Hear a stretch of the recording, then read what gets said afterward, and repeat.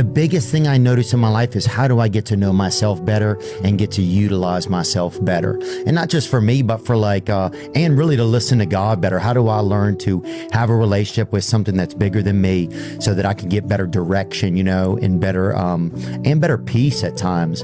Because God's not just there for direction, I believe that he's also there for reflection and for rest, and just to be able to, I don't know. Do you pray every day? I pray every day. Yeah. Me too. I'm a scientist, but I'm a believer. I've always believed in God, and I used to hide praying because I grew up in a complicated home religiously. We've got a real mixed family, but also like the attitudes about religion very mixed. Some very positive, some not positive. But a few years ago, a friend of mine who was a former Tier 1 operator and he's run some of my security stuff, he encouraged me to start reading the Bible. And I was like, wow, there is so much wisdom here.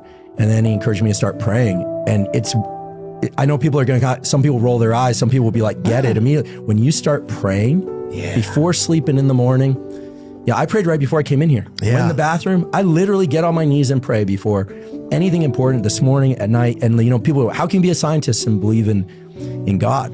And it's like, well, easy. Because as a scientist, you learn that even as let's just say a vision scientist, there are animals that can see parts of the visual spectrum that we can't see. UV light, infrared light, pit vipers can see it. Mosquitoes see things we don't see.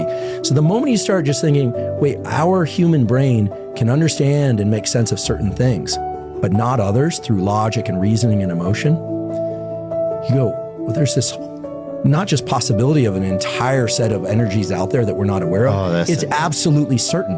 And then you go, well, that's a big leap to the idea that there's a guy or, and his son is is Christ, and Christ was resurrected. But when you start reading the stories and you start looking at our real world experience, you go, so much of this makes sense, and it doesn't make nature and science any less interesting. It makes it more interesting. It makes it and more important. It's like we're here. I believe that we're here to access that energy, allow it come through us.